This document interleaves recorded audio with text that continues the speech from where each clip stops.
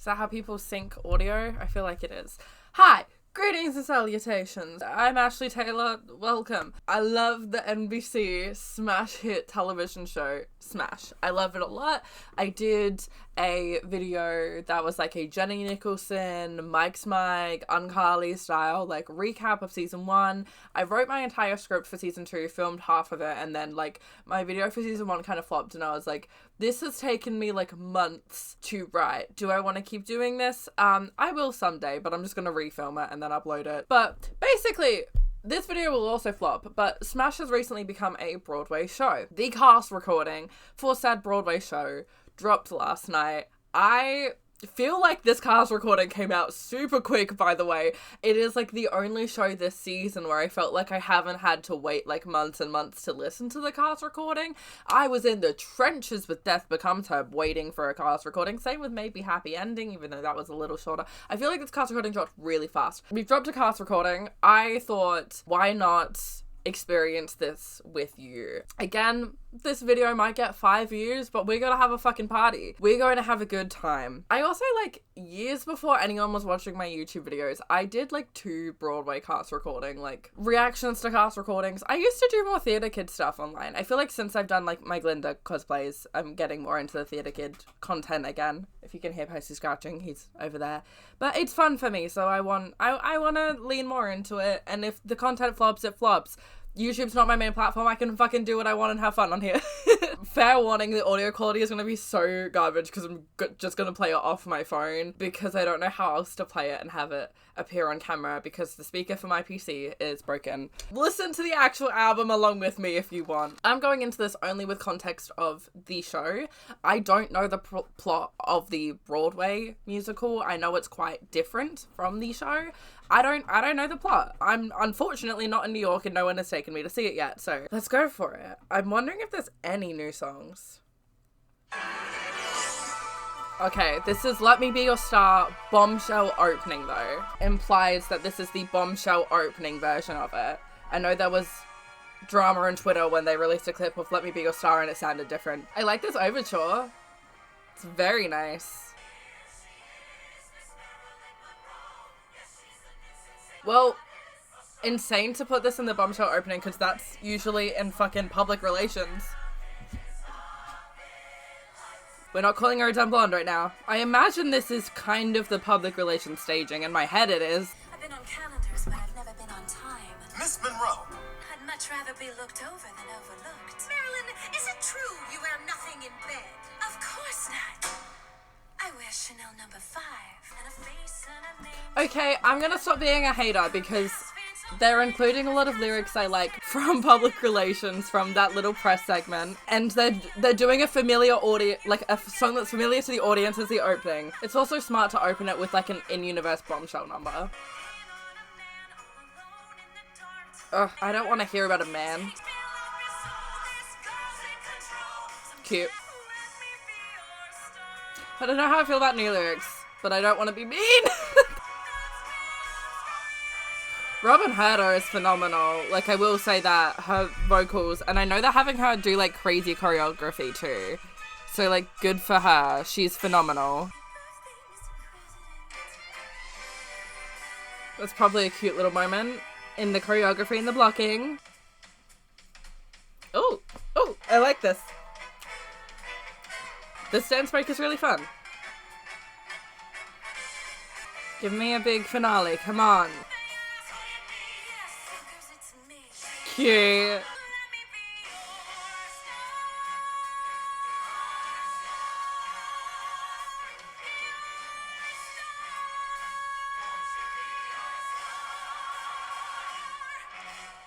Okay, I didn't hate it. I'd heard parts of it when they like released it as a promo video, but I didn't analyze it. I didn't think too much about it. I listened to it one time, so there was parts of that like I knew were changed, but I didn't know the lyric changes. But I think like in universe that probably works really well. It's a familiar song to open with the crowd with its own spin because it's a very different context of the song. I'm pretty sure they do like the original version of the song later on in the show. At least that's what I've heard. That's what I'm hoping for. Just kind of recontextualize it to make the lyrics that we know and love from the show hit harder in the stage show. We'll see. Oh, we've mixed up national pastime and public relations, apparently. This is also very short, though. 2 of my favorite, like, Marilyn numbers, so... Oh! I'm nervous for this one. Ivy, let's go to Studio B and brush up the public relations number. Chloe. Talking to Ivy. Over national pastime. Who's Chloe?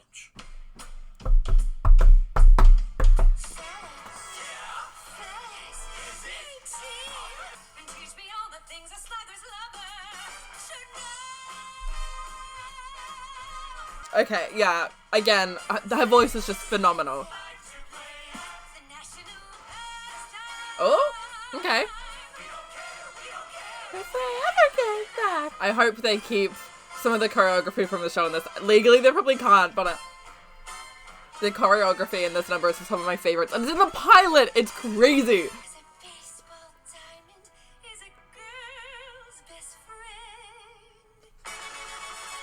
She did a good Marilyn voice though, actually. Oh, okay. But public relations are my... Oh, this is new. Well, change, kick, cross, turn, bump, and switch. Still got it. I fear that everyone asking Megan Hilty to go play Ivy in this show. I get it. She is Ivy Lynn. However, apparently this show is very dance heavy. I do love public relations. It hurts me a little bit that we're not doing like a big the plain number. Ivy, you're a dream. Ivy is a dream. I guess it's just to show how perfect. Krista Rodriguez is doing this one. I once saw Megan Hilty sing this live when I was like 14 and I cried like a little baby. She sounds beautiful. Beautiful. Beautiful. If I was in the audience right now, I'd be sobbing. I do wonder what the context of this is. Is Krista Rodriguez like the Karen character? Is Karen Cartwright prominent in this? I have so many questions.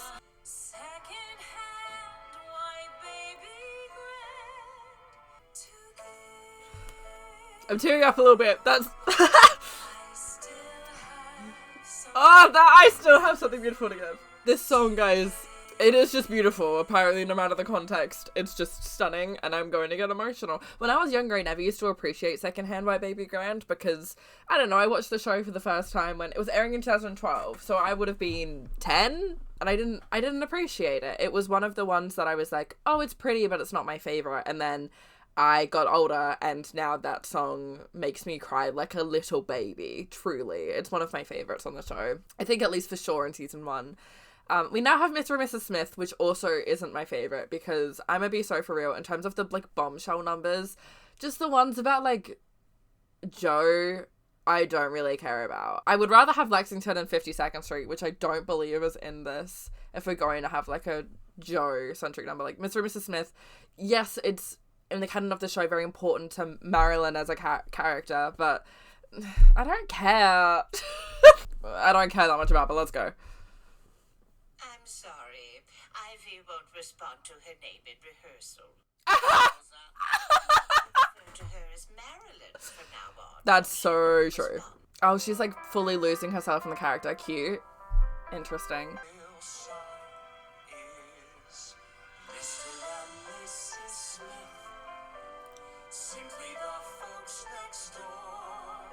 Like, it's pretty, but... Interesting to have, like, it be so prominent, even on the cast recording of, like, Ivy is losing herself in this role, because they're doing it in a much more, like, on-the-nose way than the show does, but, like, yeah, Ivy loses her fucking mind playing Marilyn. Oh my god, we're up to Don't Say Yes Until I Finish Talking. This is one of my favourite songs on the show. This was maybe one of my favourite songs of all time. I fucking love Don't Say Yes Until I Finish Talking. Maybe I just love Christian Ball. I love this number. I love this number so much. I'm very excited for this one. Please don't let me down! Today the trades are all aglow with grosses for our Miss Monroe. Hey, 1 line per hour is all she'll say. She got them all tied up in... Okay, yeah, it's good, it's good, it's good. A little lower, to the right. Oh, that feels good. I imagine if this is just staged in a similar way, it's perfect. They haven't changed, like, anything about it, but that makes me so happy.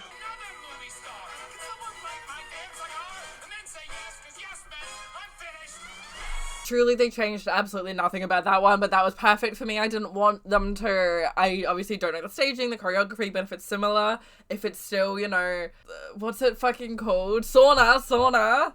Perfect. Everyone in towels? Perfect. Okay, what have we got next? We now have the 20th Century Fox Mambo. This was child Ashlee's, like, absolute favorite bombshell song, so I am nervous about this one, but I don't think you can fuck this up. Again, as long as we stick closely to, like lyrically to what was done, you can't fuck this up. It's a perfect number.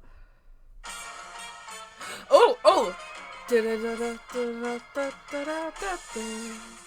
boys and girls, make me over. Oh, we're starting here. In this factory where dreams can come true. 20th Century Fox Mambo. We cut the intro, but I don't hate that. I can do it clothed or undressed. Oh, okay. I just got off the phone with Susan. She doesn't think Ivy is up to the task of rehearsing today.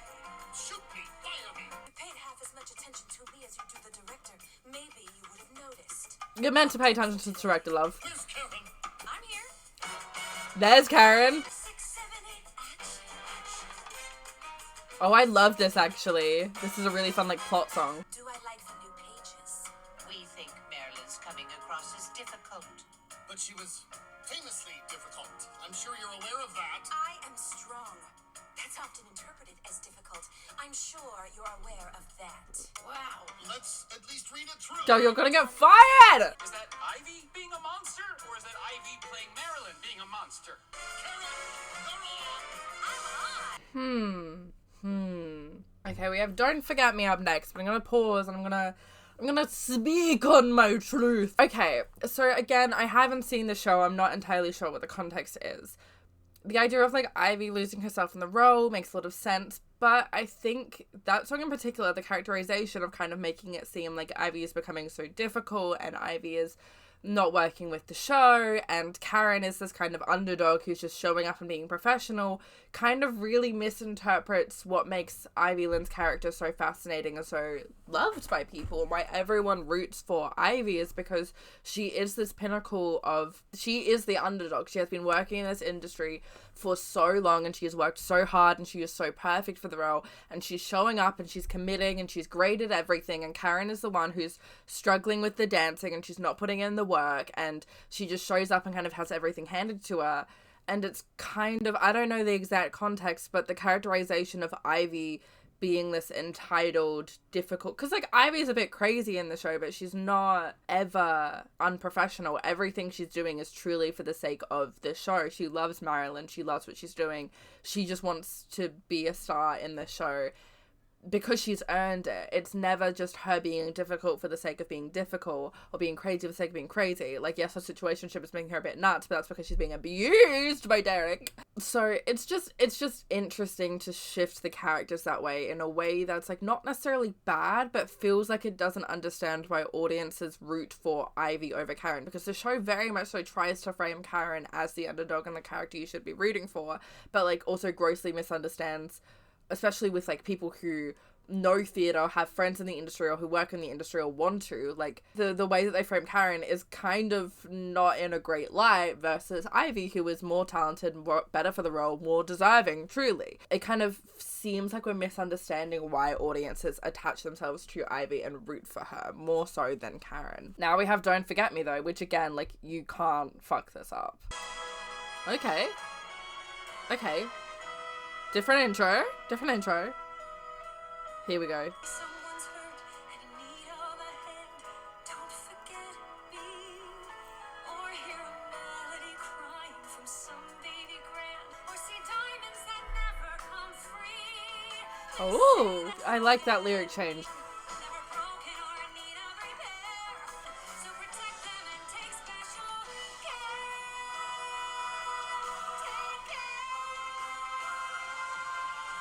You see someone's hurt and in need of a hand. Don't forget. Absolutely insane to actually be singing this song like 8 shows a week. Are you kidding?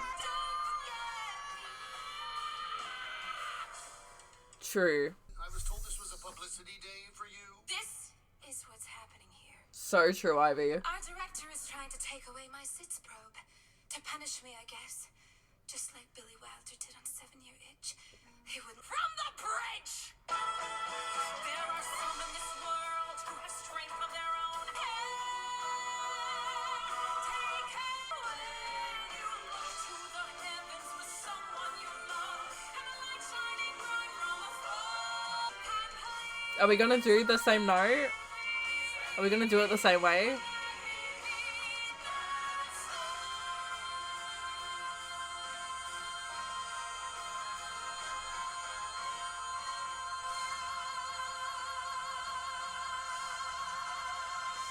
Does Robin actually, like, do that note and sustain it for that long, 8 shows a week? Because if so, holy shit, girl. Oh my god, please take care of your voice. How the fuck? How the fuck? That's crazy. That is crazy. Okay, next up is I Wanna Be a Smash. Is this, like, an original song, or is this, like, a kind of framing of Smash from the show? We'll find out. Interesting to kind of have that song break up like that. I think that's an interesting little thing. Again, the characterization of, like, Ivy versus Karen feels a little odd. Not in a bad way. I'm sure it works very well on the context of the show, but in a way that just kind of, like, I don't know how, like, long-term fans of the NBC show would feel about that. I'm sure they know what they're doing more than me. They've gotten this show off the ground. Good for them. It's a little disappointing to have Don't Forget Me be broken up like that, because that is a song I cry to. And I do think, again, it's later in the show as well in a different kind of context, but, like, still. Yeah, okay, so it's Smash from the show.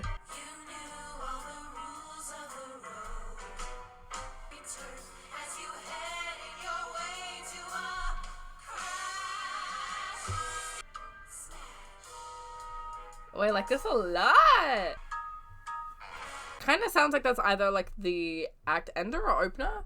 Okay, we also have Let Me Be Your Star by Bella Coppola. I don't know who Bella Coppola plays. Let's Google that. I should have actually looked up. I know Robin is Ivy. I should have looked up, like, cast list so I can know what character is who. Okay, Carolyn Bauman is Karen. Bella Coppola is Chloe. So this is an original character who I don't know who is singing Let Me Be Your Star.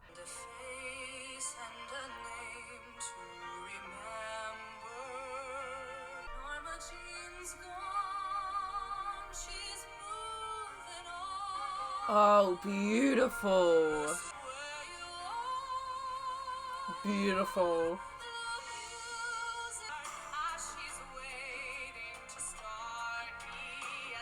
Oh, that's a different, like, tone. I love it. Oh.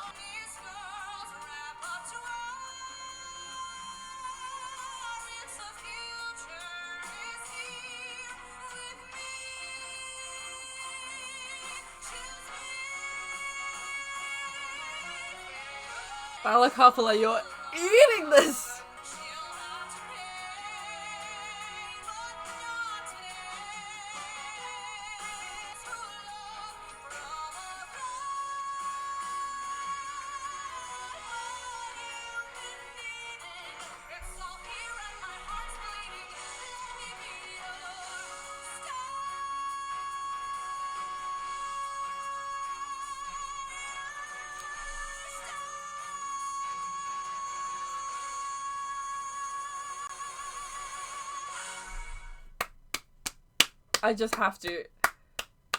We just have to applaud. Holy shit. Yeah, that was phenomenal. Alright, Let's Be Bad. You all know how I feel about Let's Be Bad. Everyone knows how I feel about Let's Be Bad. I famously, like, I think Let's Be Bad and the Let's Be Bad sequence in the show is one of the best musical sequences ever filmed. Ever. And I stand by that. I also think Megan Hilty's, like, live performance of it at the, like, staged performance of Smash from 2015 is one of the best things ever done.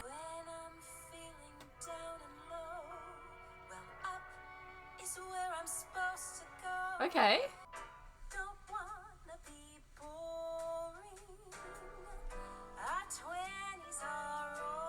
Oh, I like this. Okay.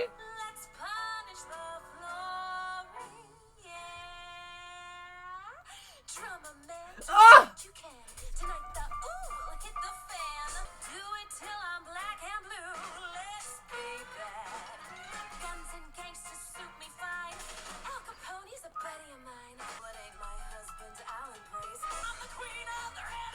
Oh!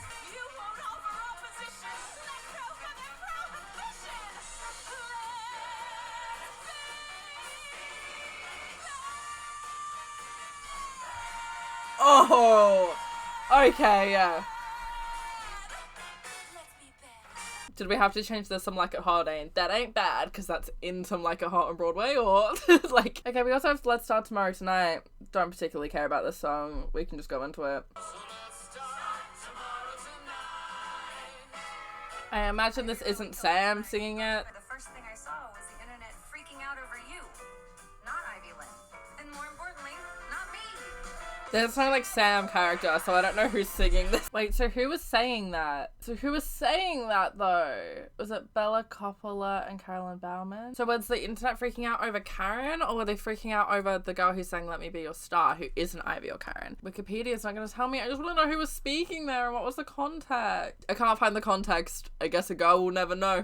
I guess a girl will never know. But next up we have They Just Keep Moving the Line, and this is sung by Carolyn Bauman, which means it is now a Karen song. This I don't know how I feel about. She's gonna sound beautiful. It's never like the actors, but like Megan Hilty's performance of this, life-changing. But they just keep moving the line. Like, she sounds phenomenal. And then hit the inside track. And ambition won me the chance to shine. Like, the thing about this is, and I don't want to sound like a bitch or a broken record, but like, yes, this is a Marilyn song. It's canonically in the show, but the lyrics mirror Ivy so well. It's quintessentially an Ivy song too.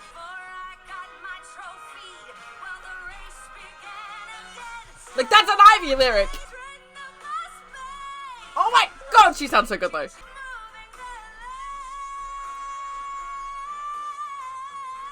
You're joking. Like, again, if we're doing this 8 shows a week, who the fuck am I to say anything? Anything at all. Like, obviously, again, actors aren't making these decisions, they're just crushing their performances, but like, from a writing perspective, it is odd. Have we like swapped Karen and Ivy's role? Next up we have Never Met a Wolf, another fave bombshell number. This one is just like Robin is credited as the artist, so this is an Ivy song still. It's interesting when we get like the renditions that are just the full songs versus the ones that have been changed to have like, you know, some kind of plot into them. Oh, we're definitely doing the USO version of this then. Hey, Korea, let the bugle. Yeah, it's Korea. I've been fighting off wolves since I first grew curves. I like the new lyrics though. They didn't do the Karen version either, which is interesting. Every casting department's full of love landmines, but I never let them travel over my front lines. I think maybe I was trying to wokeify the lyrics a little bit. I don't say that it's a bad thing. So take lots of pictures of the wildlife to tell the wolf you can share with his wife. Whoa, didn't love to hold. No, I never met a man who wasn't on the prowl. I'm staying in Korea. There's the Karen lyric. Whoa, that growl, I loved that. Like, it's still fun, even when there's changes that maybe, like, I don't love plot-wise. Like, if I was sitting in a Broadway audience just watching a show, I would be having the best fucking time. Because this story, these characters, even if we've changed the characters, but especially this music, I just love. And I think that's probably what a lot of the audience is feeling. Like, no matter what, this is music and songs that we have spent over a decade now loving and listening to and being fans of, and to see them actually finally put on a stage in the way that we've all wanted for over a decade now, that's still really cool. And I think, like, no matter what, I wouldn't be having like a bad night at the theater watching any of these numbers. We have Cut Print moving on next, which is Ivy and Bella Coppola again, but Ivy's opening the floor up to her. Interesting to just like introduce this new character. I'm so intrigued about the plot now. Someone take me to New York. And let me see Death Becomes Her. And also maybe happy ending. And meant to be. And just in time.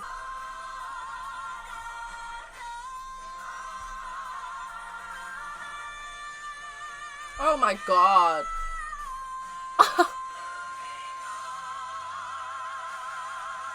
Alright. Okay, Secondhand White Baby Gun reprise with Karen and Ivy. The really hard part about understudying Ivy Lynn is you never get to sing with her. Because Karen's still understudying her. Still can make a pretty sound. Second-hand white baby grand that still has something I'm crying. Sorry I was so awful to you. Oh, It's okay. we're reconciling. Just be careful. Oh, this is quite sweet. Oh, this is quite sweet. Oh, suddenly I'm emotional. Okay, don't forget me bombshell finale. We've got Robin and Megan Kane. I don't know who you are, Megan. I don't know these new characters. I'm so sorry. Am I gonna cry again? Place your bets. Now I'm saying farewell to the fear and regret Ooh, and the users who fought for control. okay. For a kiss they paid 1,000, yet they paid 50 cents for my soul. The lyric! But no one can deny. Oh? Now I'm free to fly. Okay. Girl, just an absolutely insane vocal performance from everyone here today.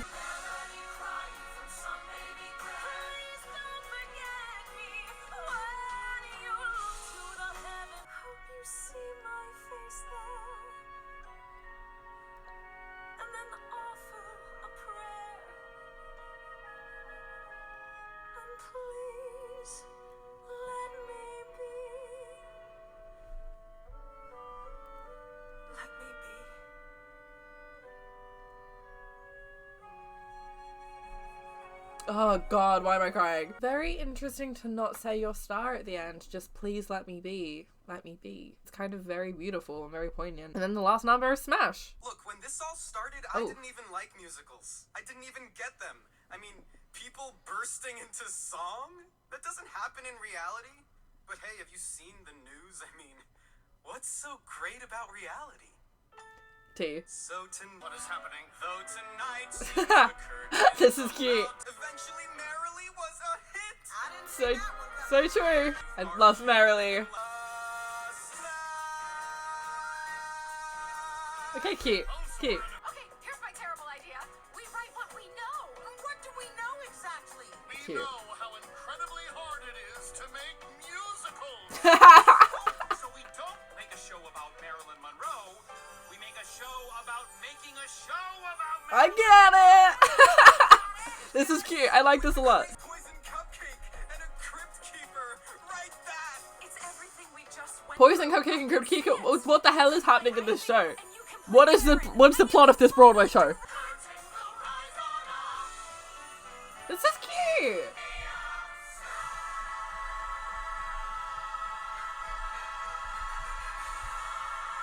And that was Smash, the original Broadway cast recording. For the most part, like, I didn't have any problems with it. There wasn't any changes that I was like, oh, how dare you. Like, I know when they first released the clip from, like, the opening version of Let Me Be Your Star, people online were mad and angry about these changes. I didn't feel like that about any of the songs, because I am well aware that when there are differences, it's to either make it work on stage with the level of choreography, so we have to cut songs a little bit, or we have to rearrange them, or it's simply because it functions differently in the plot. What I have walked away from this with is just like an intrigue, like a very, very strong intrigue about the show, about the changes we've made, about how it works on stage. I'm sure if I saw it on stage or saw a bootleg of it, whatever, I would actually have strong opinions about what they do, because I do have such an emotional attachment and a love for the NBC show, and I feel quite qualified to speak on like what about that show resonated with people so strongly, even though like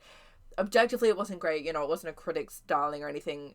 The like on a technical level in terms of like writing and cohesiveness, it wasn't a masterpiece by any means, but it really connected with people, and I feel qualified to speak on why, like I do with Glee. So I would have opinions on the stage show, but for a cast recording, like, that's fun, that's cute. I'm gonna definitely listen to at least some of those songs quite a bit. There was definitely renditions in there that I really, really liked, and there are certain songs I want to pick apart the lyrics to. It sounds like a very tongue-in-cheek comedic show, which I do love a musical comedy when they're done well. So I am very, very intrigued. I wish that I could see the show and have a more functioning opinion on it, but I didn't hate the cast recording, and that itself is a win. That is today's video for you all, though. I am Ashlee Tayla. If you want to see more of me, all of my socials will be linked below. I'm a cosplayer, so there's a lot of cosplay content on all of my stuff. If you want to head over onto Patreon passes or look at my various cosplay wish lists to help support me, that would be a dream. If not, thank you so much for watching and being here.